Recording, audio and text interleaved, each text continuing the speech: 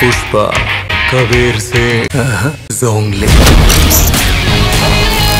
Hello জনগণ, সম্প্রতি মুক্তি পেয়েছে বহুল আলোচিত জঙ্গলি মুভির অফিসিয়াল টিজার। বাট এই এক টিজারে এক জঙ্গলি যেন কয়েক জন্তুর বেশ ধারণ করেছে। কিন্তু সিনেমার টিজারে তো এটা লেখা যে এই সিনেমার গল্প একটি সত্য ঘটনা থেকে অনুপ্রাণিত।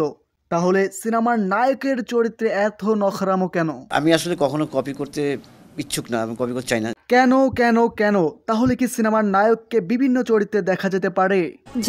যেমন কখনো পুষ্পা, আবার কখনো কবির সিং, আবার কখনো বজরঙ্গি ভাইজানের বেশে। দর্শক বলতে পারে কি কবির সিং, কেউ পুষ্পা বলতেছে।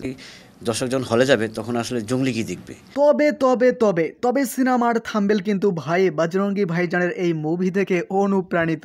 তো আমি আসলে কখনো কপি করতে ইচ্ছুক না। বলতে গেলে আমাদের দেশের পরিচালকরা অনেকটা চালাক। তাদের সিনেমা বানানোর টাকা থাকলেও সিনেমা প্রচারের কৌশলটা কিন্তু একেবারে ভিন্ন। তারা আসলে চিল্লায় মার্কেট কাঁপাতে চায়, কিন্তু তারা কি জানে চিল্লায় মার্কেট বানজিব?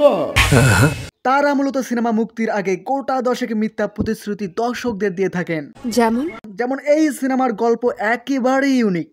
এবার সিনেমার ভিন্ন লুকে ভিন্ন কিছু দেখতে পারবেন। এই সিনেমার নায়ক একদম ফাটাই দিছে, ইত্যাদি ইত্যাদি।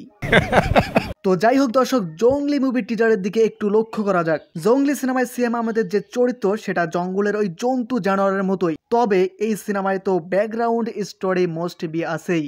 তো জঙ্গলি মুভির পরিচালক এম রহমান দম্ভ করে বলছেন তার সিনেমায় নাকি ফাইটের দৃশ্য নকল নেই। বলেন কি? আমার ফাইটে কোনো কপি দেখবে না। তো চলুন মুভির ফাইটের কিছু অংশ স্লো মোশনে দেখা যাক। Pick up. তাছাড়া টিজারে দরজা ভাঙ্গার দৃশ্যই ছিল দুইটি, এরপর এক ঝলক বুবলি দিদি, তারপর সিনেমার আরেক মেইন চরিত্র এই বাচ্চা। মূলত এই পিচ্চিকে নিয়েই সিনেমার গল্পটা বানানো হয়েছে। যেমনটা বজরঙ্গি ভাইজানের মুভিতে এই পিচ্চির চরিত্রটা ছিল, এমনটা হইতেই পারে, same to same but different. So যাই হোক দর্শক, সিনেমার ট্রেইলার আসুক, তাতেই বোঝা যাবে সিনেমার আসলে গল্পটা কি। সো সে পর্যন্তই অপেক্ষা করুন। ভালো থাকুন, সুস্থ থাকুন, আল্লাহ হাফেজ।